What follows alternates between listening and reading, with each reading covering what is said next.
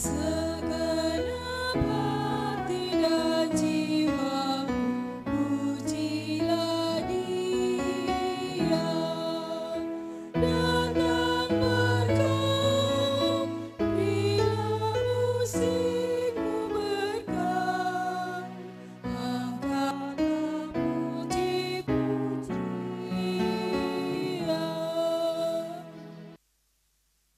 Kebaktian Minggu Prapaskah kelima ini berlangsung di dalam nama dan kuasa Allah Bapa, Putra dan Roh Kudus. Amin. Amin,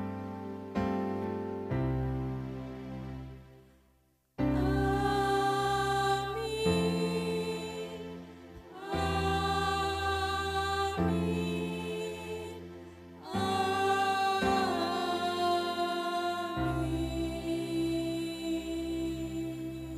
Tuhan beserta kita. Kehidupan manusia tidak terlepas dari berbagai macam penderitaan dan peristiwa duka. Seringkali kita tidak memiliki kemampuan untuk mengatasi berbagai macam persoalan itu sehingga terasa begitu berat dan sulit untuk diatasi.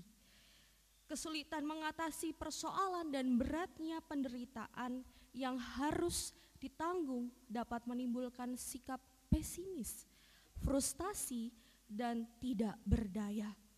Berbagai penderitaan dan peristiwa duka dapat membuat seseorang bersikap menyerah, kalah, dan tidak memiliki semangat hidup untuk bangkit dari keterpurukan.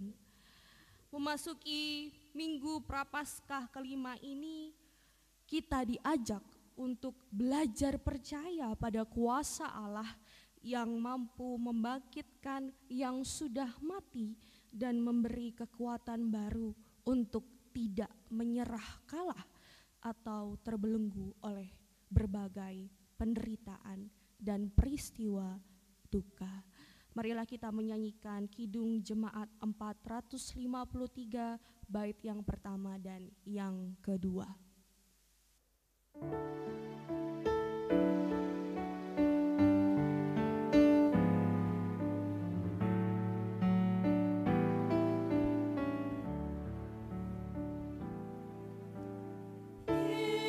Yesus kawan yang sejati,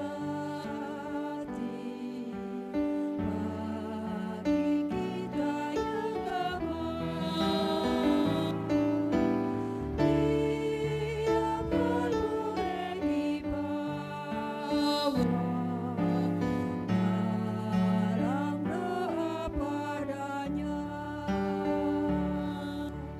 Oh, betapa kita susah dan percuma berlelah bila ku terpaksa diri dalam doa padanya.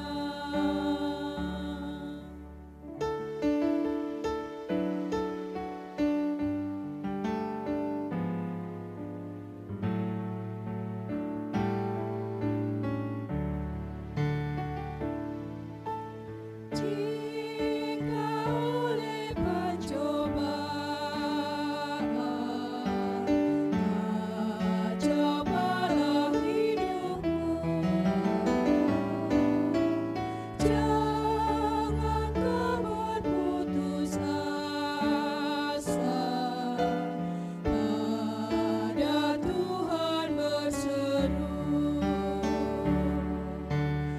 Yesus kawan yang setia, tidak ada taranya. Dia tahu kelemahanmu, naikkan doa padanya. Saudara-saudari yang dikasihi Tuhan Yesus Kristus, saat ini kita diberi kesempatan untuk datang kepada Tuhan, untuk menyesali segala dosa dan memohon pengampunannya. Marilah kita datang kepada Tuhan melalui doa secara pribadi.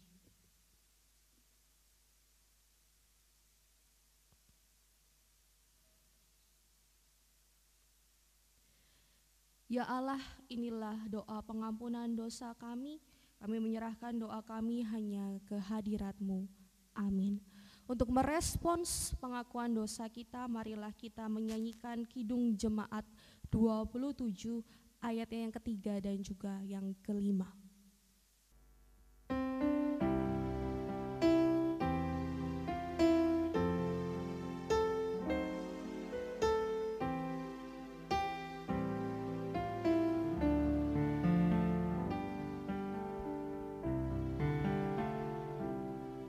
Terombang-ambing berkeluh dan tarikan cakap meluh. Ya anak domba, aku datang kini padamu.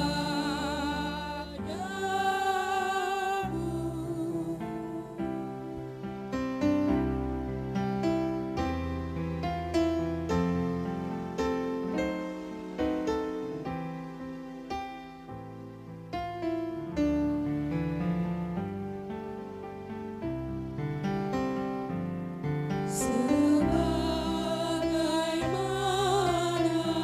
janjimu menyambut dan membasuhku, ya anak domba yang kudus, ku datang kini padamu.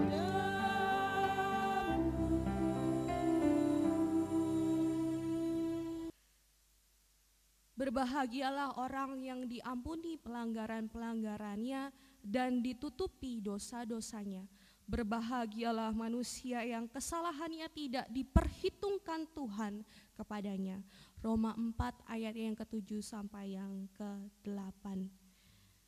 Marilah kita menyanyikan Kidung Jemaat 36 baitnya yang pertama dan juga yang keempat.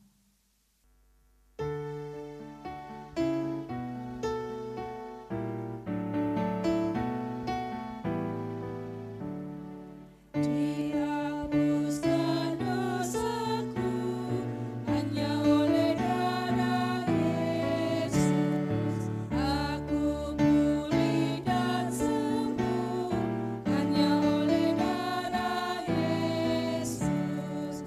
Oh, darah Tuhanku, sumber pembasuhku, sucilah hidupku hanya oleh darah Yesus.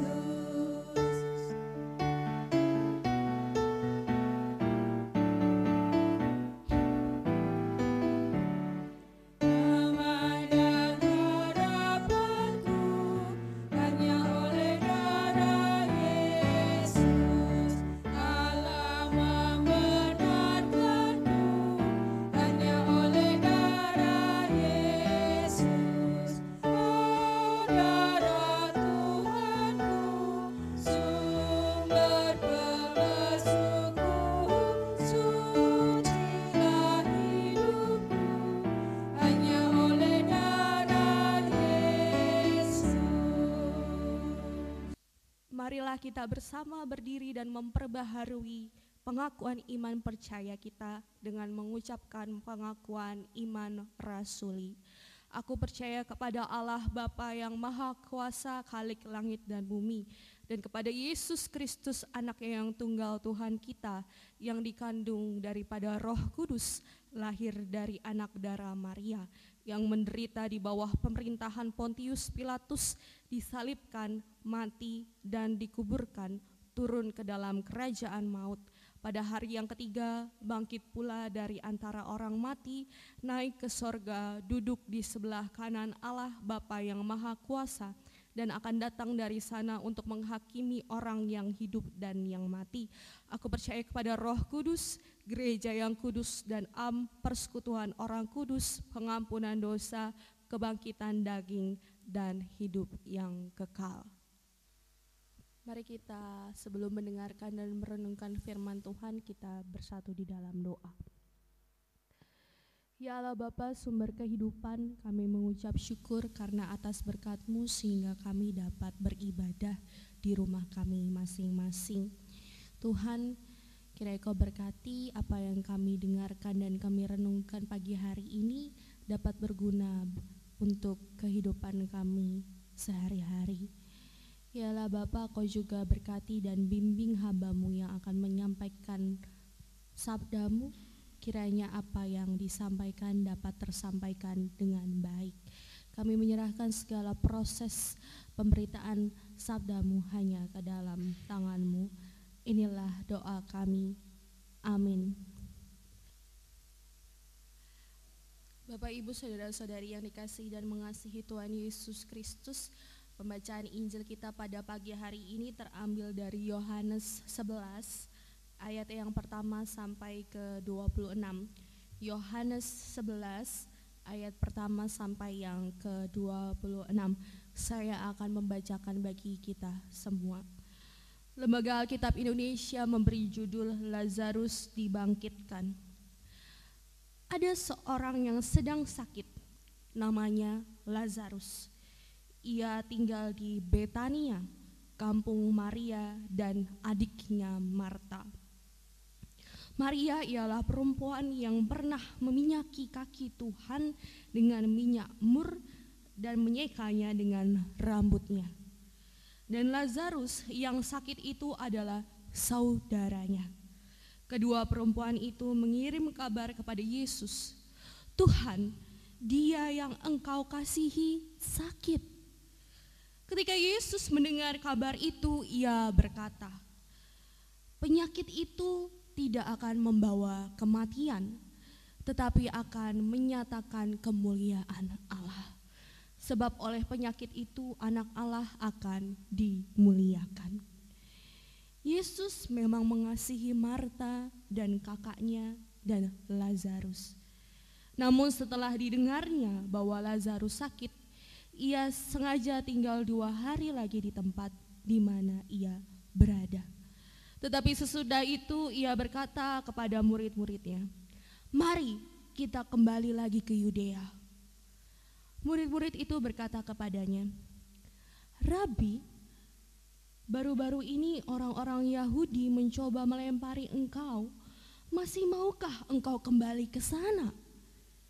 Jawab Yesus, "Bukankah ada 12 jam dalam satu hari?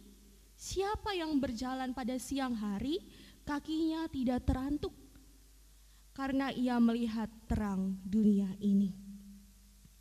Tetapi jikalau seorang berjalan pada malam hari, kakinya terantuk, karena terang tidak ada di dalam dirinya."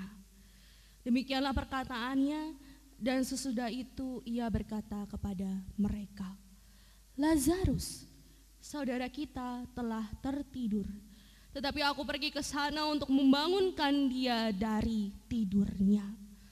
Maka kata murid-murid itu kepadanya, "Tuhan, jikalau ia tertidur, ia akan sembuh." Tetapi maksud Yesus ialah tertidur dalam arti mati. Sedangkan sangka mereka Yesus berkata tentang tertidur dalam arti biasa. Karena itu Yesus berkata dengan terus terang, "Lazarus sudah mati. Tetapi syukurlah aku tidak hadir pada waktu itu, sebab demikian lebih baik bagimu supaya kamu dapat belajar percaya. Marilah kita pergi sekarang kepadanya."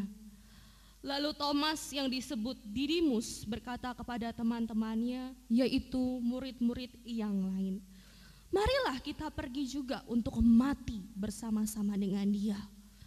Maka ketika Yesus tiba, didapatinya Lazarus telah 4 hari berbaring di dalam kubur. Betania terletak dekat Yerusalem, kira-kira 2 mil jauhnya. Di situ banyak orang Yahudi telah datang kepada Marta dan Maria untuk menghibur mereka berhubung dengan kematian saudaranya. Ketika Marta mendengar bahwa Yesus datang, ia pergi mendapatkannya. Tetapi Maria tinggal di rumah. Maka kata Marta kepada Yesus, "Tuhan, sekiranya Engkau ada di sini, saudaraku pasti tidak mati. Tetapi sekarang pun aku tahu bahwa Allah akan memberikan kepadamu segala sesuatu yang engkau minta kepadanya." Kata Yesus kepada Marta, "Saudaramu akan bangkit." Kata Marta kepadanya, "Aku tahu bahwa ia akan bangkit pada waktu orang-orang bangkit pada akhir zaman." Jawab Yesus, "Akulah kebangkitan dan hidup. Barang siapa percaya kepadaku, ia akan hidup walaupun ia sudah mati. Dan setiap orang yang hidup dan yang percaya kepadaku tidak akan mati selama-lamanya. Percayakah engkau akan hal ini?" Demikianlah Injil Yesus Kristus pada pagi hari ini. Berbahagialah bagi mereka yang mendengarkan dan merenungkannya dalam kehidupan sehari-hari. Hosiana. Selamat pagi Bapak Ibu GKJ Karangasem, Shalom. Ibadah pada pagi hari ini teramat sangat berbeda karena memang hari ini kita harus ibadah di rumah kita masing-masing tanpa harus ke gereja.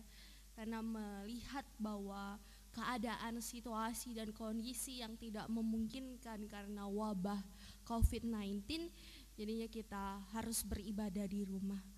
Tapi ibadah di rumah tidak menutup, tidak membatasi karya Allah untuk menyebarkan karyanya ke hadirat kita. Justru melalui momentum ini kita menghayati masa sengsara Yesus Kristus di rumah kita masing-masing dan juga menjadi sarana kita untuk mendekatkan diri kita dengan sanak saudara kita di rumah. Nah, Bapak Ibu yang dikasihi dan mengasihi Tuhan Yesus Kristus, melalui tema pada pagi hari ini tidak dapat dipungkiri bahwa penderitaan hadir dalam perjalanan kehidupan kita. Bahkan penderitaan itu bisa menyatu dalam kehidupan kita. Walaupun manusia itu sadar, walaupun kita itu sadar bahwa penderitaan adalah sesuatu yang tidak bisa dipisahkan oleh kehidupan, penderitaan tetap sering kita tolak, tetap sering kita abaikan. Penderitaan bagaikan suatu sisi gelap yang sulit untuk kita terima untuk menjadi pribadi yang sempurna bagi seorang manusia. Kesulitan mengatasi persoalan dan beratnya penderitaan ini akhirnya dapat menimbulkan suatu sikap yang pesimis, frustasi, dan kemudian tidak berdaya. Berbagai penderitaan dan peristiwa duka dapat membuat seseorang bersikap menyerah, kalah, dan tidak memiliki semangat hidup untuk bangkit dari keterpurukan. Dan dengan demikian, penderitaan yang ditolak dan diabaikan akan membuat manusia semakin jauh dari pengenalan diri untuk membangun relasi yang sehat dengan dirinya, sesama, bahkan dengan Allah Sang Pencipta. Dan memasuki Minggu Prapaskah kelima ini, kita diajak untuk belajar percaya pada kuasa Allah yang mampu membangkitkan yang sudah mati dan memberi kekuatan baru untuk tidak menyerah, kalah, atau terbelenggu oleh berbagai penderitaan dan peristiwa duka. Dalam Injil yang kita baca pada pagi hari ini, yaitu Injil Yohanes 11 ayat 1 sampai 26, menceritakan kisah Maria dan Marta yang mengalami peristiwa duka karena kematian Lazarus. Kematian tidak hanya menimbulkan kesedihan, tetapi bisa menghancurkan semangat hidup seseorang. Seperti yang kita lihat berita akhir-akhir ini, bahwa Presiden kita Bapak Joko Widodo telah kehilangan ibundanya, yaitu membuat perasaan Pak Jokowi menderita, sedih. Begitupun juga dengan kita rakyat Indonesia yang sudah berkabung dengan wabah COVID-19, kemudian ditambah dengan berkabungnya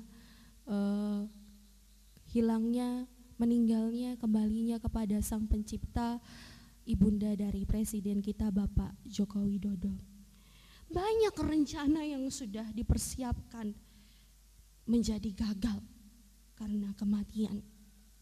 Banyak harapan menjadi sirna karena orang yang dikasihi itu meninggal dunia. Apalagi jika orang yang mati itu menjadi tumpuan kehidupan keluarga, akan terasa hancur dan tidak berdaya. Seperti itulah gambaran hidup Maria dan Marta, terasa hancur dan tidak berdaya karena kematian Lazarus. Keluarga Lazarus memiliki hubungan yang erat dengan Yesus. Yesus memang mengasihi Marta, Maria, dan Lazarus. Dan itulah sebabnya ketika Lazarus menderita sakit, Maria dan Marta mengirim kabar kepada Yesus dengan harapan Yesus berkenan menyembuhkan Lazarus. Akan tetapi Yesus tidak segera datang ke Betania untuk menyembuhkan Lazarus. Akhirnya Lazarus meninggal dunia. Dan kemudian setelah 4 hari Lazarus dimakamkan, Yesus baru datang ke Betania. Baik Marta maupun Maria merasa kecewa karena Yesus tidak segera datang. Dan mereka mengandai-andaikan bahwa seandainya Tuhan Yesus segera datang, pasti Lazarus tidak akan mati. Penderitaan yang membelenggu Maria dan Marta menimbulkan prasangka buruk, dan kemudian kehadiran Yesus dianggap sudah terlambat, tidak ada gunanya lagi. Sebenarnya Yesus sudah mengetahui bahwa Lazarus sudah meninggal dunia, tetapi di sini terlihat ada unsur kesengajaan dari Tuhan Yesus. Mengapa ia tidak segera datang menyembuhkan Lazarus? Hal itu dipakai sebagai sarana kesaksian untuk menunjukkan bahwa ia berkuasa membangkitkan orang mati, supaya para murid dan banyak orang belajar untuk percaya. Banyak di antara orang-orang Yahudi yang menyaksikan apa yang telah dibuat Yesus, percaya kepadanya. Tindakan Yesus membangkitkan Lazarus bukan hanya menjadi simbol kebangkitan orang mati di masa depan, namun sekaligus juga menjadi simbol pemulihan kehidupan. Sekalipun tindakan sengaja menunda penyembuhan ini disalahpahami oleh Maria dan juga Marta, namun Yesus tetap pada misinya. Sekalipun bayang-bayang kesengsaraan semakin jelas dirasakan, hal itu tidak membuat belas kasihnya luntur. Ia tidak terbelenggu oleh penderitaan. Ia juga tidak lari dari kenyataan pahit yang terjadi dalam hidupnya. Yesus tetap hadir, menyatakan kasih Allah melalui karyanya menghidupkan Lazarus. Bukankah sudah kukatakan kepadamu, jikalau engkau percaya, engkau akan melihat kemuliaan Allah. Sikap berani percaya pada kuasa Allah yang membangkitkan hendaknya menjadi spirit bangkit bagi umat. Penderitaan, pergumulan, bahaya, bahkan kedukaan boleh saja datang dan menghampiri hidup kita. Namun sikap percaya akan pertolongan Tuhan harus selalu dihidupi oleh kita, sebab kuasa Allah mampu membangkitkan dan menghidupkan kembali pengharapan yang telah sirna. Bapak Ibu yang dikasihi dan mengasihi Tuhan Yesus Kristus, Yesus sang sumber kehidupan memulihkan hati yang hancur, memulihkan kembali harapan yang telah sirna, menguatkan semangat yang runtuh. Kesedihan dan penderitaan diubah menjadi kegembiraan. Sebagaimana Yesus membangkitkan Lazarus dari kubur, maka kita pun diajak untuk memilih bangkit dan hidup. Umat diajak, kita diajak untuk belajar percaya pada kuasa Allah yang mampu membangkitkan semangat manusia dan memberi kekuatan baru untuk tidak menyerah kalah atau terbelenggu oleh berbagai penderitaan dan peristiwa duka. Rasul Paulus menegaskan bahwa roh yang memberi hidup adalah kuasa Allah yang menghidupkan dan memerdekakan. Kuasa itu melampaui kekuatan manusia. Kuasa roh Allah yang telah membangkitkan Yesus dari antara orang mati sehingga hidup kembali. Kuasa itu juga yang akan membangkitkan umat dari kematian sehingga dapat hidup kembali. Roh Allah mampu memberikan spirit, dorongan yang menggerakkan semangat hidup kita sehingga hidup kita diinspirasi oleh Roh Kristus yang memampukan kita untuk terus berjuang menghadirkan kasih Tuhan yang menghidupkan. Bapak Ibu yang dikasihi dan mengasihi Tuhan Yesus Kristus, saat ini kita sedang merasakan duka, kita merasakan penderitaan karena kita dikepung oleh makhluk kecil yang tidak terlihat yang dinamakan virus COVID-19 yang membuat kita menderita karena kita tidak bisa melakukan aktivitas dengan lancar, tidak bisa bertemu dengan sanak saudara, tidak bisa bertemu dengan teman, tidak bisa nongkrong, tidak bisa gosip. Bahkan ujian nasional pun juga dibatalkan. Tapi percayalah Bapak Ibu, pengharapan masih ada. Yakin dan percaya bahwa penderitaan ini akan berakhir. Tetap berdoa, jaga kesehatan, jaga diri untuk tidak ketakutan dan panik berlebihan. Tetaplah berpengharapan. Tuhan Yesus memberkati kita semua.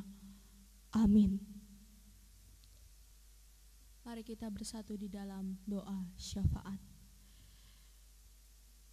Tak dapat dipungkiri kehidupan kami akan selalu diselimuti penderitaan.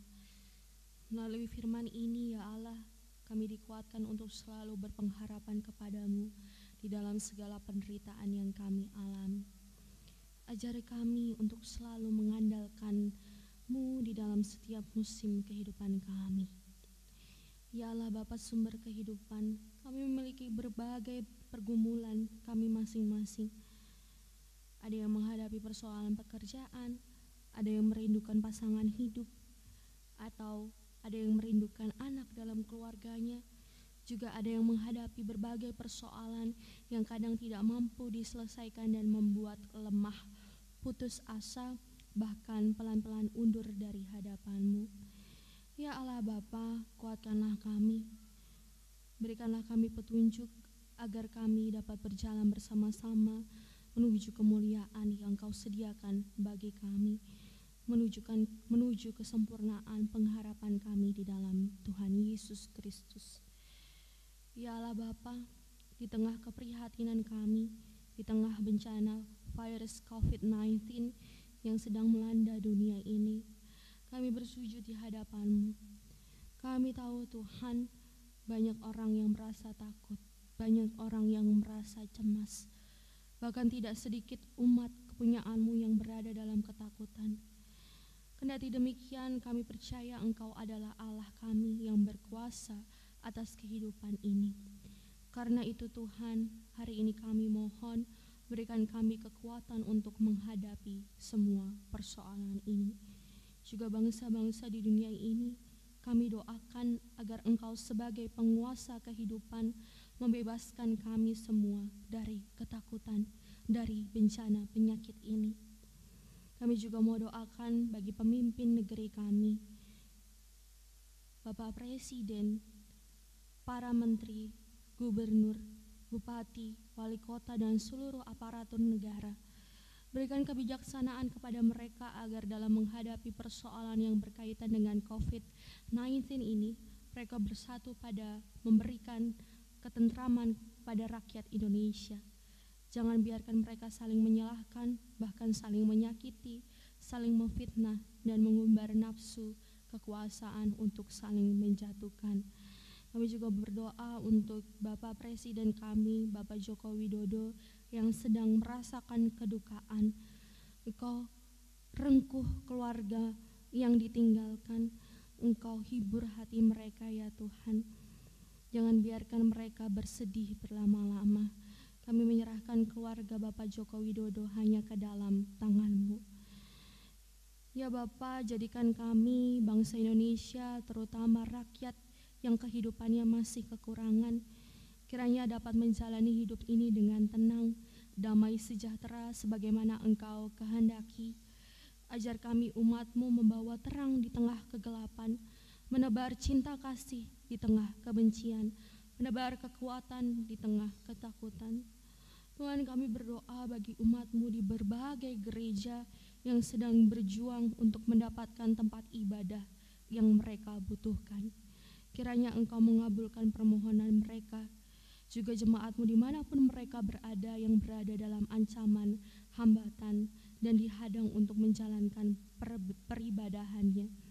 Oh Tuhan Yesus Kristus, kami berseru kepadamu, berkatilah jemaat-Mu. Kami juga berdoa bagi bangsa dan masyarakat kami yang masih bergumul dengan berbagai persoalan.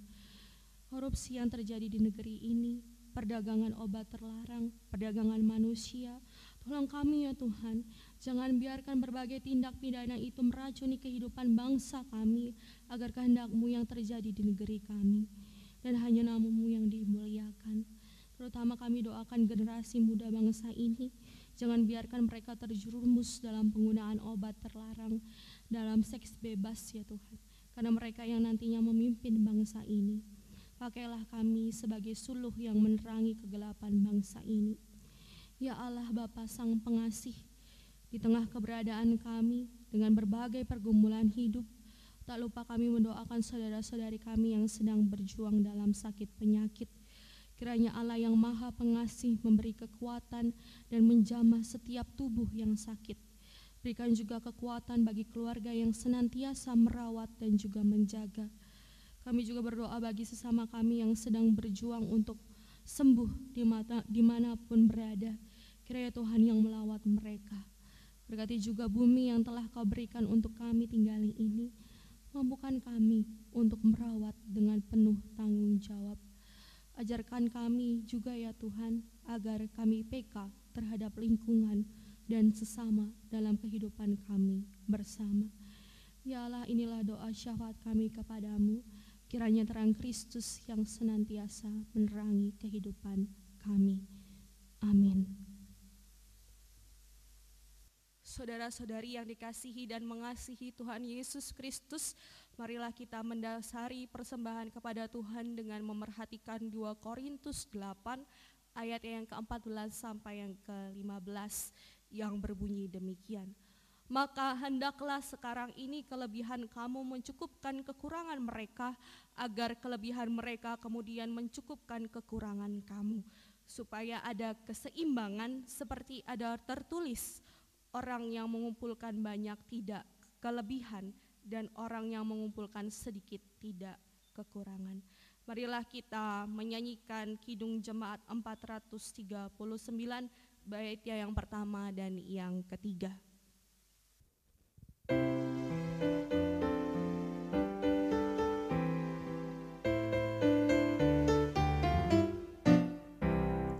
Bila topan ras melanda hidupmu, bila putus asa dan letih lesu, berkat Tuhan satu-satu itulah, kau niscaya kagum oleh kasih-Nya. Berkat Tuhan mari hitunglah, kau kan kagum oleh kasih-Nya. Berkat Tuhan mari hitunglah, kau niscaya kagum oleh kasih-Nya.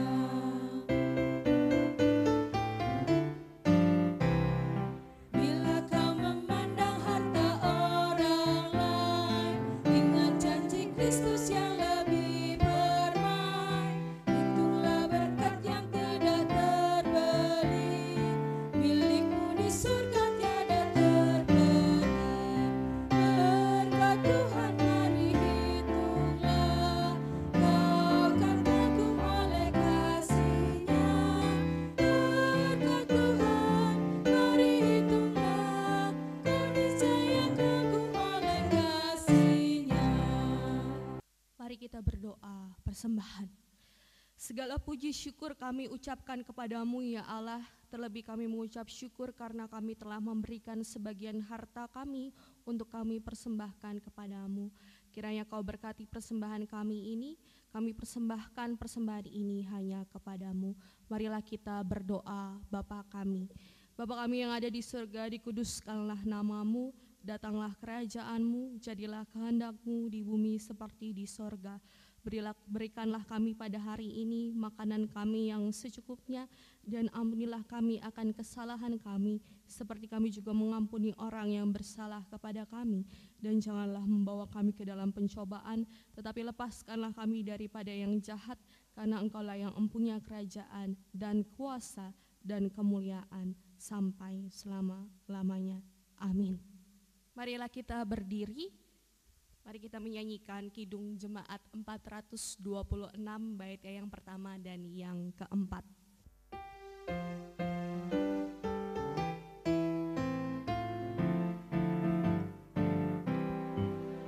Kita harus membawa berita pada dunia dalam gelap, tentang kebenaran dan kasih dan damai yang menetap, dan damai yang menetap.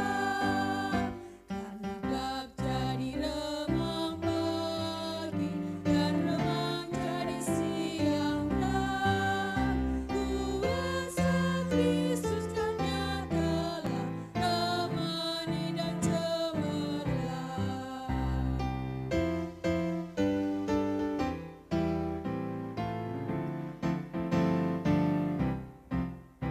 Kita harus bersaksi di dunia tentang kuasa darah kudus. Semoga yang masih saksi terima sang penebus, terima sang penebus. Karena gelap jadi remang pagi, dan remang jadi siang terang. Kuasa Kristus kan nyatalah, temani dan cemerlang. Saudara-saudari yang dikasihi dan mengasihi Tuhan Yesus Kristus, marilah bersama-sama memohon berkat Tuhan. Tuhan memberkati kita dan melindungi kita. Tuhan menyinari kita dengan wajah-Nya dan memberi kita kasih karunia. Tuhan menghadapkan wajah-Nya kepada kita dan memberi kita damai sejahtera. Amin. Marilah kita menyanyikan Kidung Jemaat 438 bait yang pertama.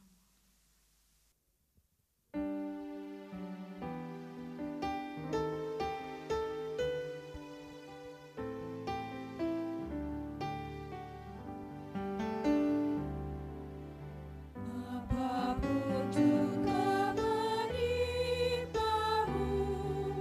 Tuhan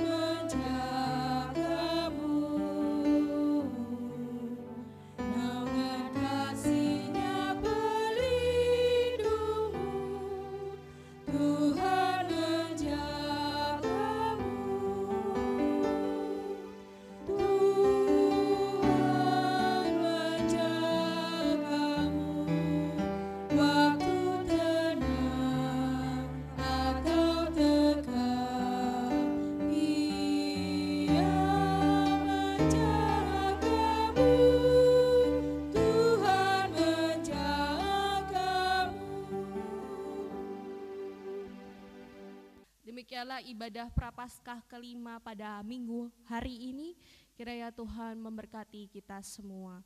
Amin.